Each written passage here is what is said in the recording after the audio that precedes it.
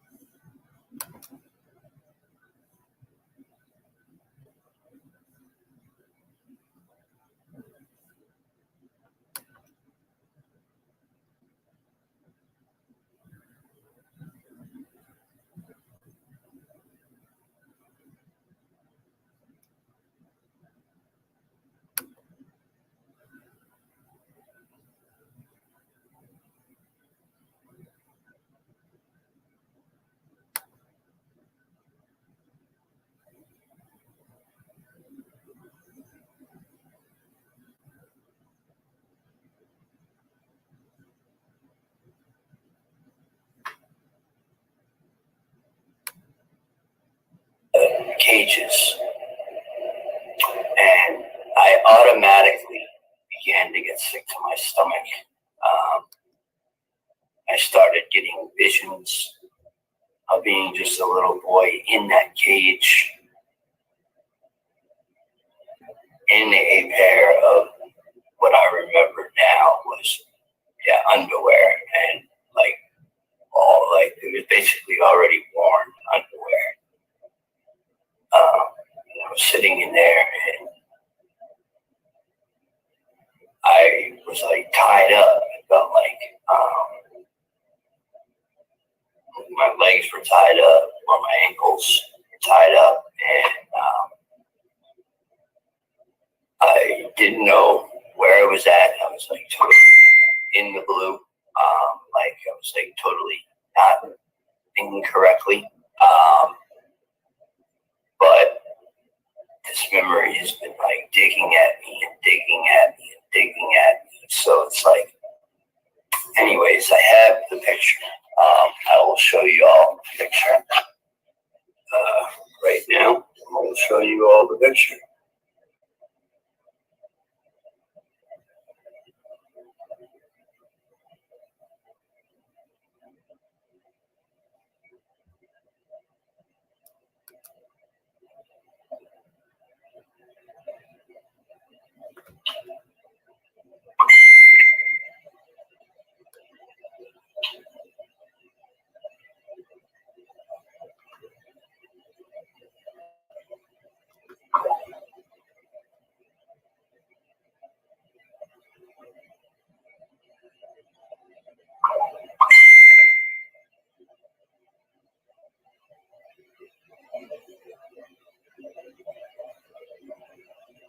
So this is the picture of the cage.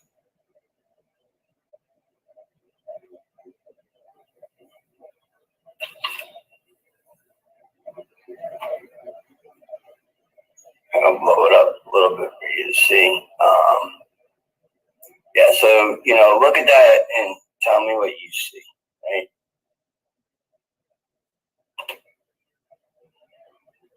You see sort of let me see something here. Maybe I can bring down maybe this will work. I don't know. But yeah, you can clearly see that there's a cage door.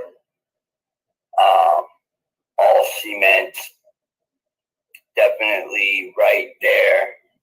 That wall all the way to the back, I believe, is actually the outside of the bunker to 113, battery 113. Also, I was shown pictures of, I looked at the interesting photos. This is the acid house. which, like I talk about that red pill, right? And being administered that red pill by that gentleman in the lab coat, Brian T. Singh. That memory has not left yet. It's stuck with me. I don't know if that pill really, seriously, I don't know if the pill worked, because it's like, as I look at these pictures, like, okay, so this is the inside of Battery 113. It's one of the, I would say, hallways / tunnels that just kept going and going and going. And, there were probably different doorways. And yeah, I remember this like it was yesterday.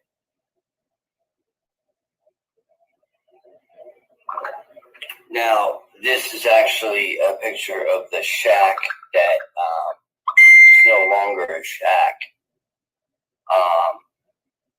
It's dilapidated and whatnot, but I actually located a hatchway inside this dilapidated shack.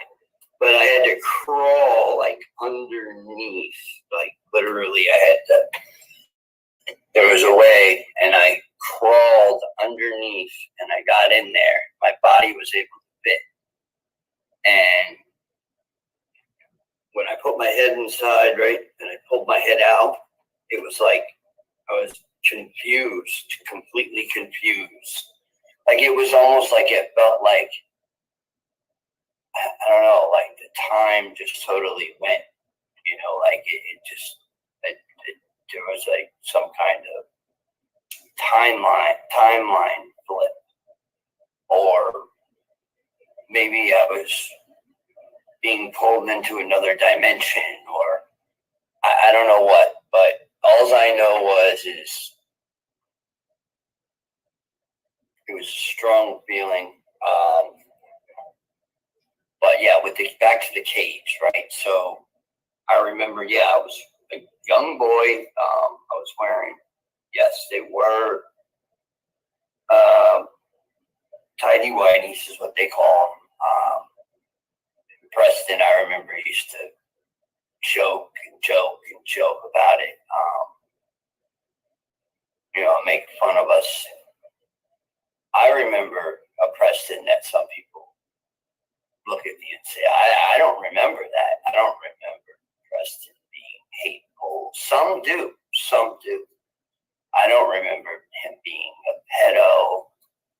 I don't remember any of that stuff. But then there are some that do remember it, like myself, like our team, like Joseph Powell,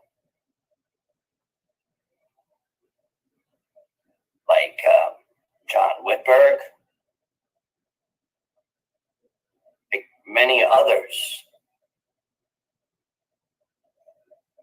Preston was an evil man. And yeah, he had evil intentions. I don't think he had good intentions. I don't buy it.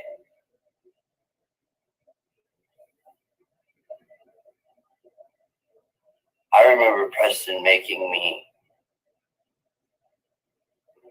do things with others in front of others. There might have been 20 kids at one point. There might have been 10 kids at another point. I do remember there being like a stage, right?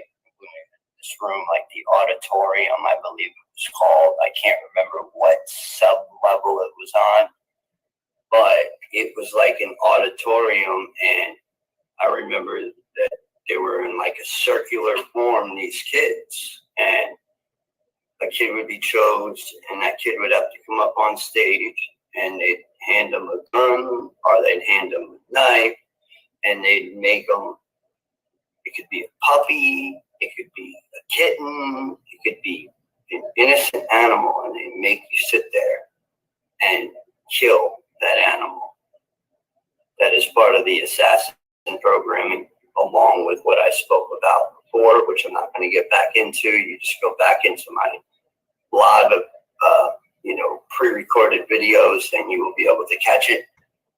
But I started talking with an individual yesterday, and she even began to open and unlock things with me.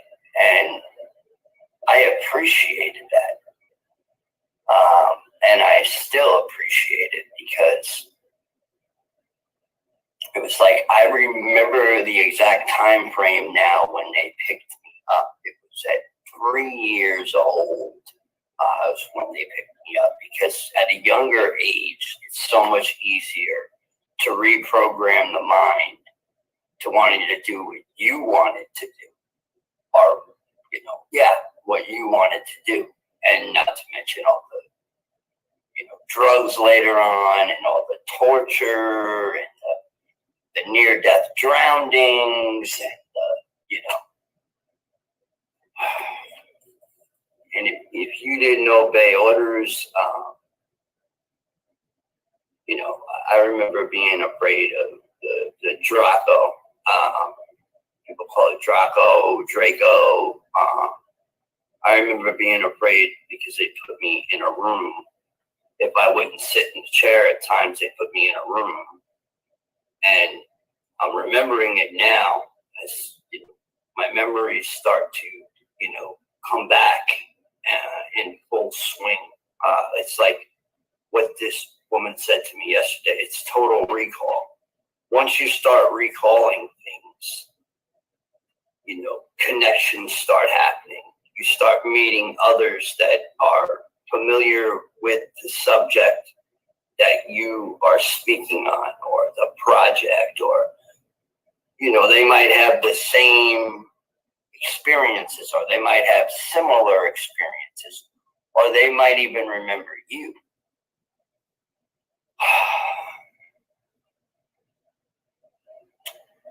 But yeah, I remember that cage.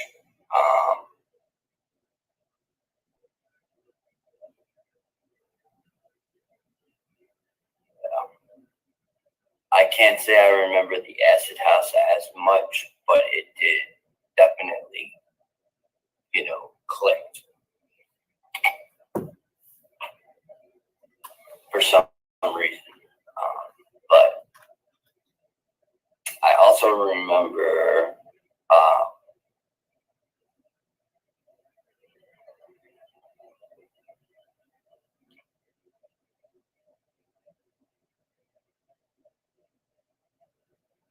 being, it's hard to talk about. Give me a second.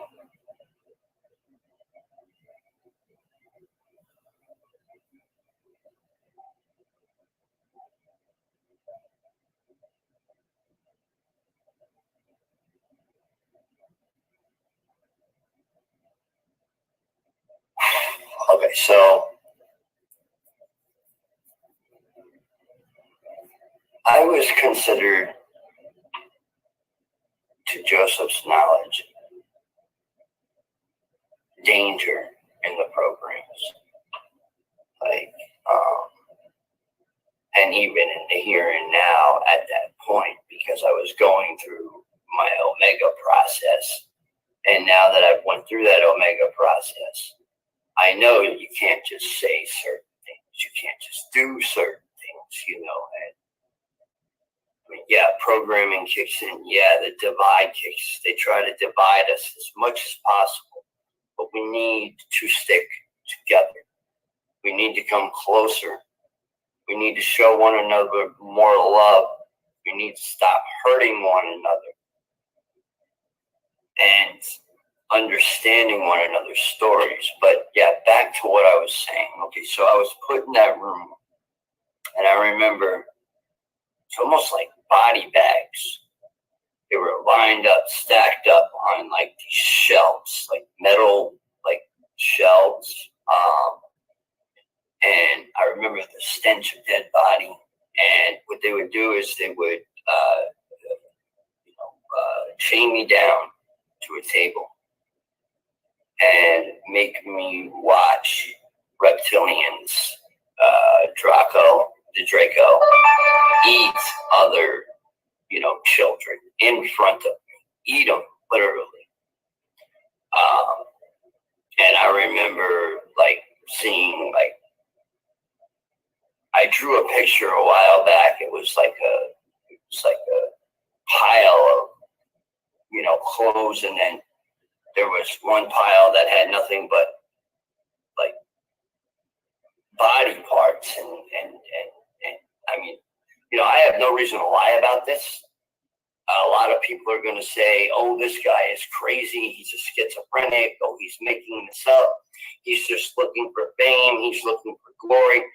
No, I'm just strictly telling you my truth, my story, and how I see it, and see what happened to me. And there might be someone else out there that has had the same similar experience, or maybe different, or whatever. It doesn't matter. Abuse is abuse. And so yeah, I remember that. I would hate it. I would hate it.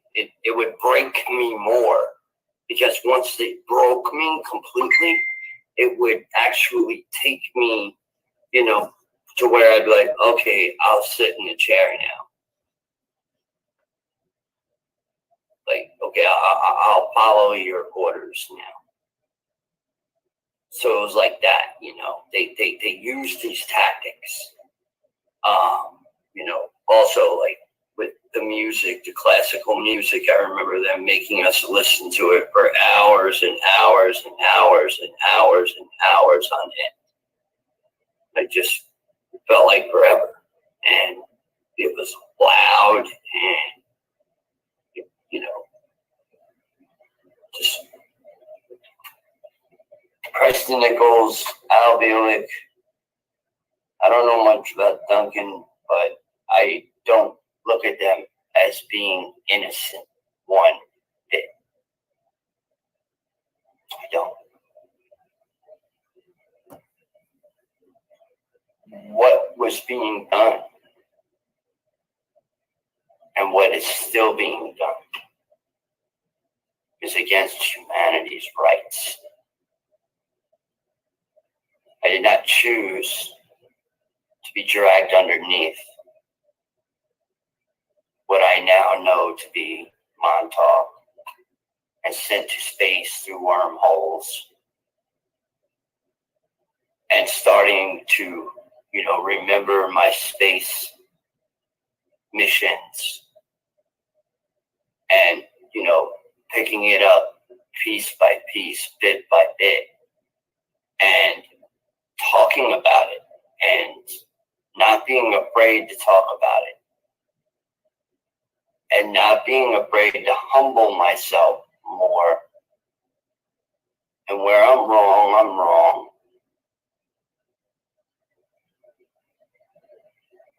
And, I used to not want to apologize. I used to not want to work things out. But we're at a point now where we have to try our hardest to work together. We are a team. We hold many memories. We also hold many keys to many different dimensions, or, whatever. We hold keys to the kingdom, and the power is within. And, as long as we stay heart-centered, is what I'm learning, we can make it through the thick and the thin. But I've had horrible memories coming back. Horrible. That are going to take some time. It's just not going to happen overnight.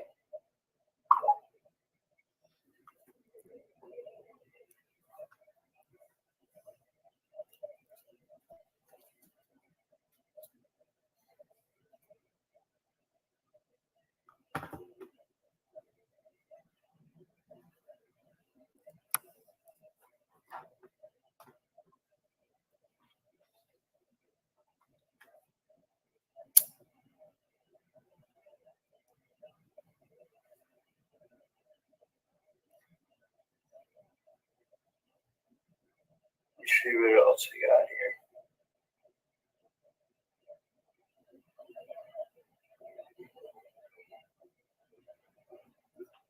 Like that right there is a manhole.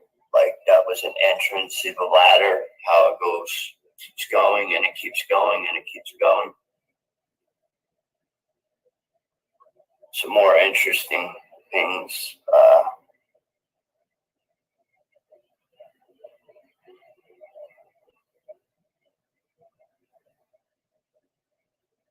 Not sure what that is.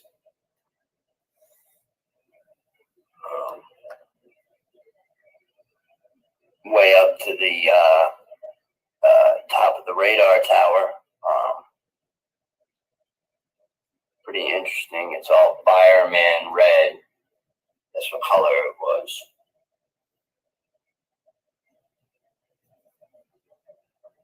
Yeah, this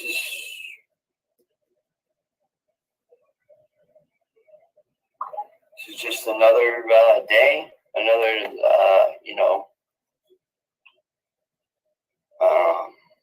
way to explain myself, express myself, and hope that if you hear this and it resonates or you're interested, you can always reach me once again at Rocko Fowler on Facebook. Spelled ROCKOFOWLER, and I will be sure to get in contact with you. But I hope you all have a wonderful, blessed, loving, bringing more prosperity, staying spiritual, and just know the universe has something great in store for you. Salute.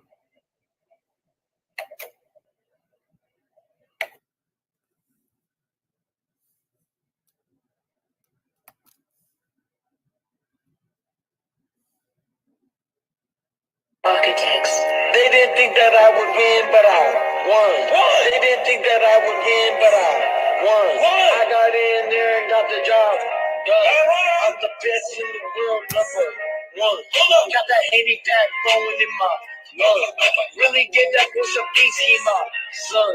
He was asleep on the ground, he did not respond. Call the ambulance, 491. I be smoking on that 80 pack.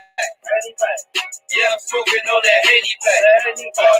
Yeah, I'm smoking on that 80 pack. He talking trash, so I had to put him on his back. I be smoking on that 80 pack.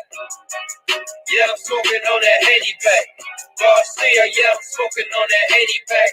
He talking trash, so I had to put him on his back. Shout out to my boy Mayweather. Shout out to my dog Mayweather. Ain't he tryna be Mayweather? Boy, I hit you with this hook. You ain't Mayweather. He tell me, what is that? That's a broke jaw. Ain't he broke jaw? Face jigsaw. Yup, going off. Knock your chin off. Yeah, your chin soft. You got knocked off. Hit him with the left. Hit him with the right. Hit him with the left again. He got on his bike.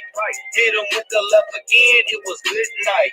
Had his daddy on the side yelling, Jesus Christ. They didn't think that I would win, but I won. They didn't think that I would win, but I won. I got in there and got the job done. I'm the best in the world, number one.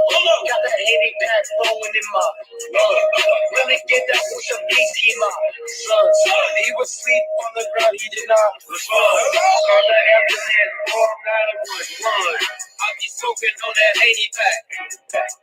Yeah, I'm smoking on that 80 pack. Yeah, I'm smoking on that 80 pack. He talking trash, so I had to put him on his back. I be smoking on that 80 pack.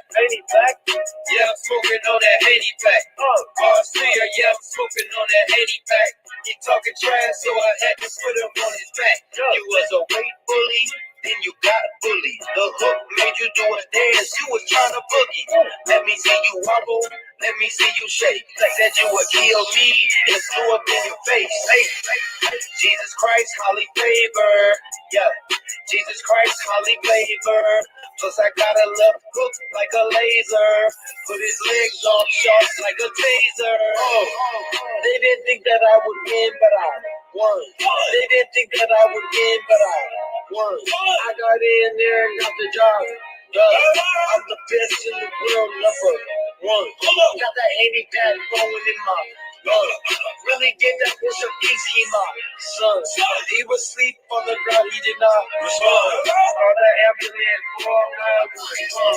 They didn't think that I would win, but I won.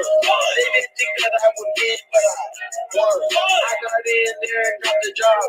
I'm the best in the world, number one. Got that handicap going in my blood. Really get that push of peace, he my son. He was asleep on the ground, he did not respond. All the ambulance, all my fun. 80 pack. Yeah, that 80 pack. That 80 pack. Smoking on that 80 pack. Put him on his back. 80 pack. Yeah, that 80 pack. That 80 pack. Smoking on that 80 pack. Put him on his back.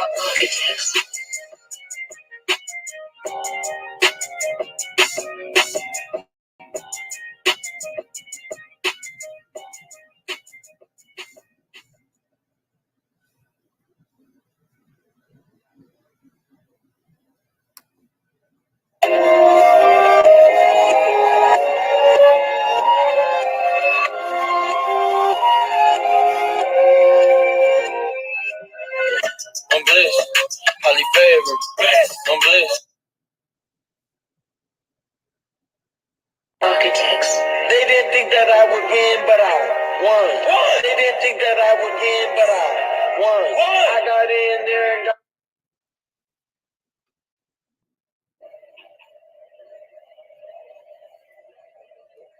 Good morning, everybody. My name is Rocko, and I am a survivor of many different programs. As time goes on, I've been deeply. I just got a link to track a delivery. Did you get me a birthday gift? Yeah. Genie, that? What? I forgot your birthday. That's not from me. Download Norton Genie to quickly find out if an email, text, or website is a scam. Sorry. It's fine. Come on. Don't just take classes. Take charge. Start your comeback today at purdueglobal.edu. Okay. Enjoy.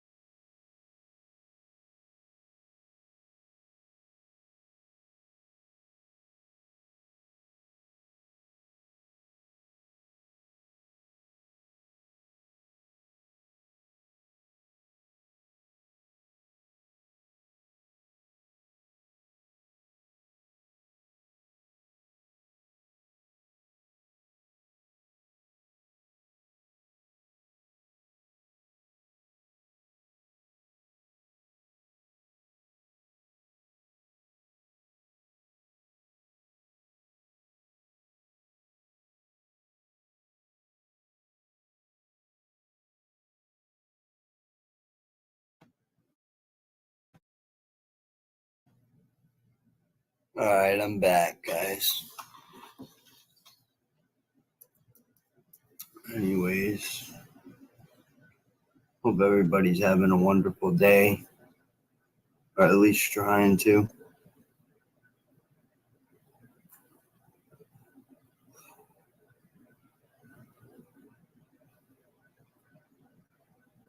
I know for me, it's minute to minute.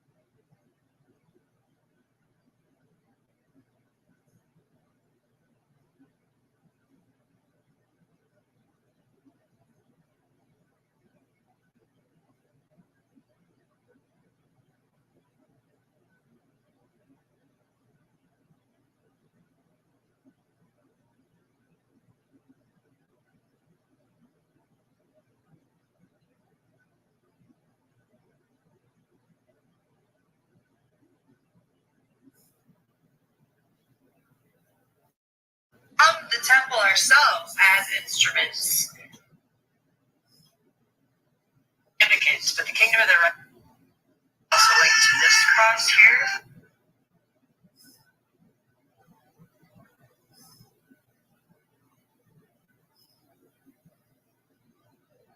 I just wanted to say a few things about the children of Montauk and say some thoughts about them, since they were so overlooked, it seems, in history.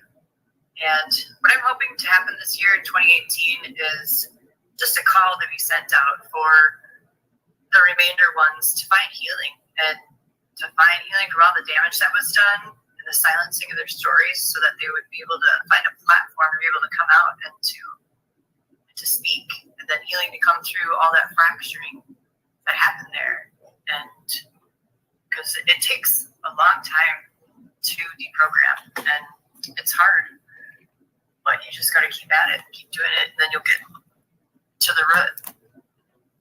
I mean, you'll never have all the answers, but at least you'll be able to unbind yourself from degrees of it and have more clarity and clean conscience, hopefully. So I just pray that with the new moon and all these energies and revelations pouring down at this time period, that all that psychic debris that people carry from Montauk would be released and removed, and that people can just look at it for what it is and remember things, see things clearly for what they are. I'm busy listening. Clarity and peace of mind, because peace of mind is the greatest gift God's ever given me, and I wouldn't trade that for the world.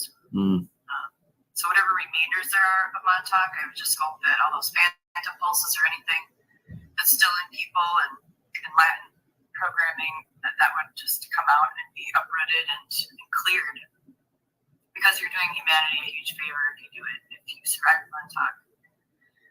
So I have no doubt that that base will be destroyed soon, and I'm not really worried about that. I just wanted to share some thoughts on like the originals memory banks and send a call out for the trauma release, because in the first first few weeks, I remember when the originals were there, they would realize that we have power in numbers. Like if two kids were together and they were really strong, they would always try to break that bond or separate them. And for instance, like me and my brother were really powerful together, and we'd always try to do things like put our hands together and put out energy, try to shield ourselves, open portals, do whatever we thought we could do, or test in the envelope always. And we just said no to the bullshit right away, and because we were trapped.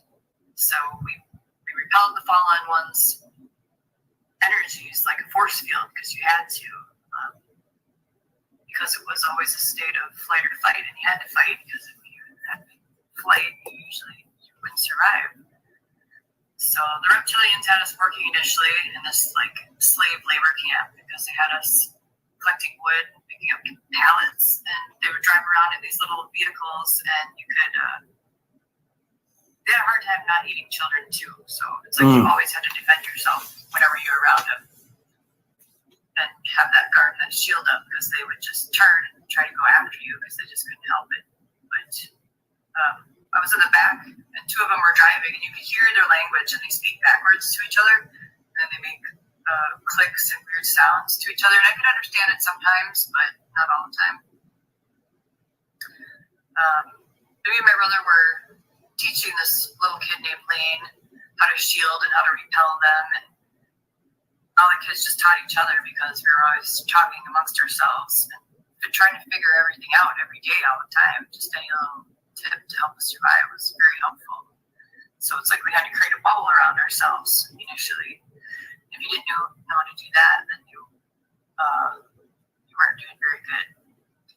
But it was deep state indoctrination right from the get-go. Like after the green room, then we were told that we were in a different country. They had us all in regalia, sitting in the chairs, and then they had the screen out in front, and we thought that the president of the United States was talking to us, telling us that we were in big trouble. We were just shrinking in our seats, I remember, and we were told we couldn't go back home, and we had to work our way back home or something, and they just always piled on the lies.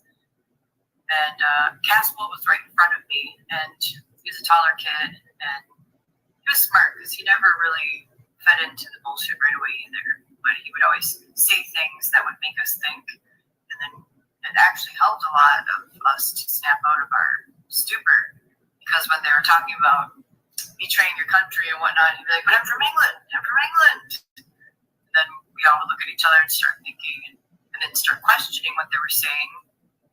You know, because not everybody there was from America. There's kids from Canada there and all over. So they always had like a backup plan though, because they never knew how to gauge our reactions.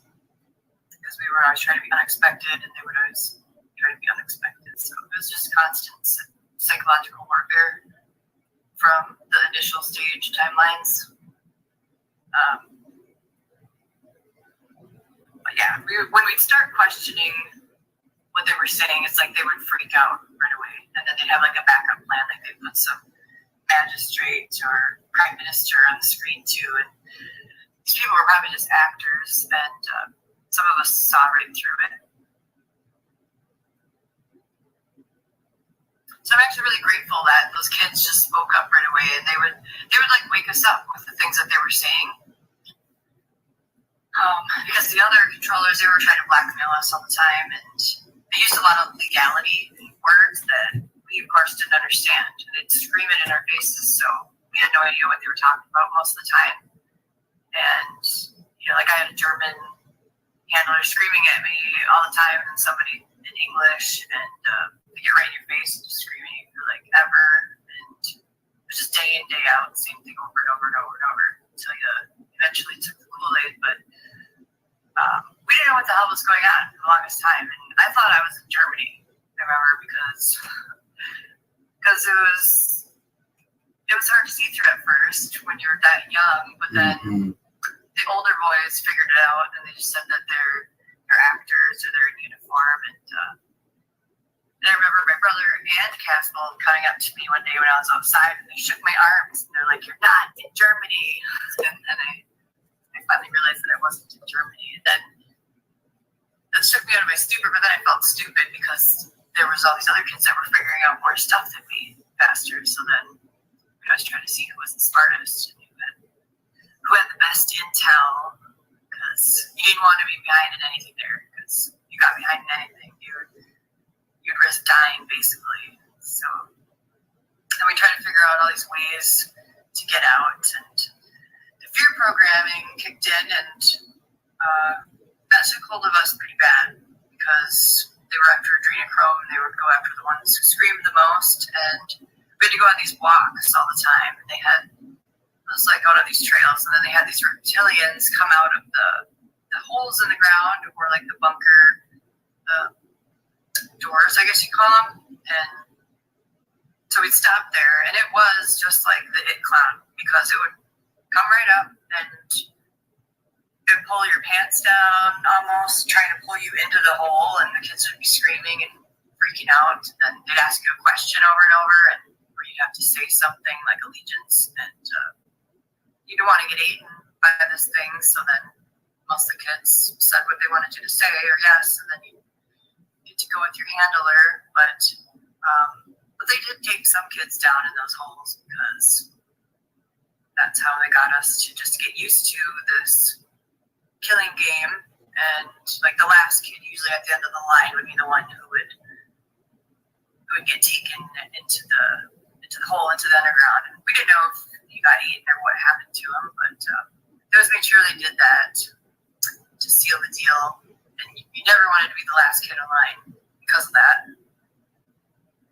So they did a lot of drills like that, and it was just compliance, and left us with more helpless feelings. And I really think that was just the whole point of these drills. So they had this blacktop little.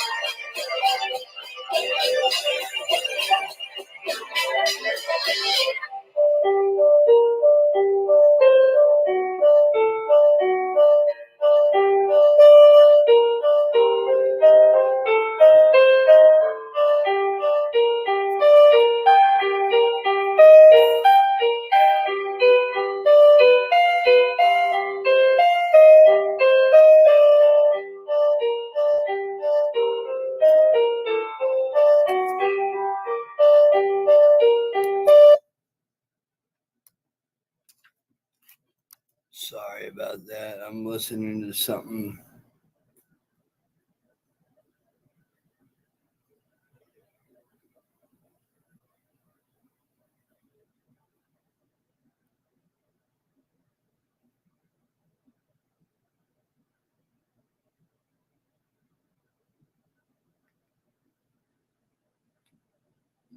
All right, I'll just go back to it later.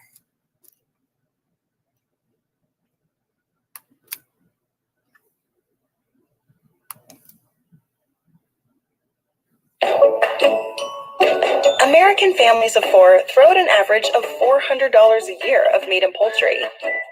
Ziploc bags help protect meat against freezer burn. Ziploc, unlock life. SC Johnson.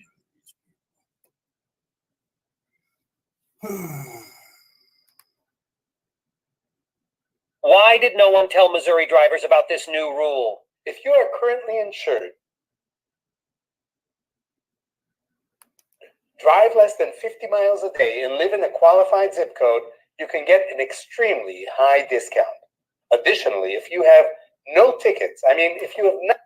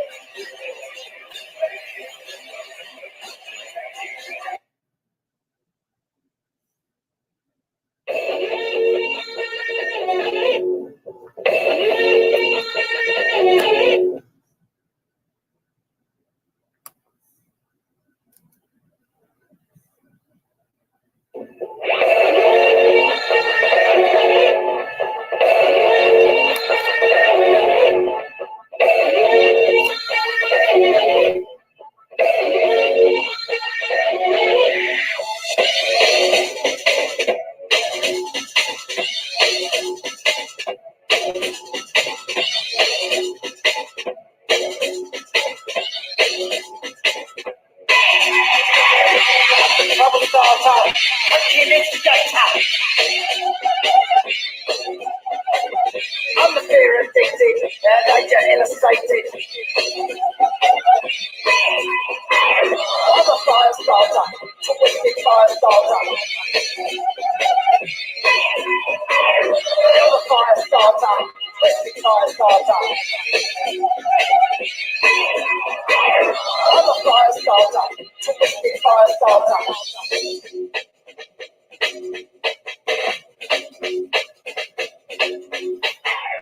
I'm the bitch you hated, infatuated. Yeah. I'm the type you tasted, very intoxicated. I'm a fire starter, twisted fire starter.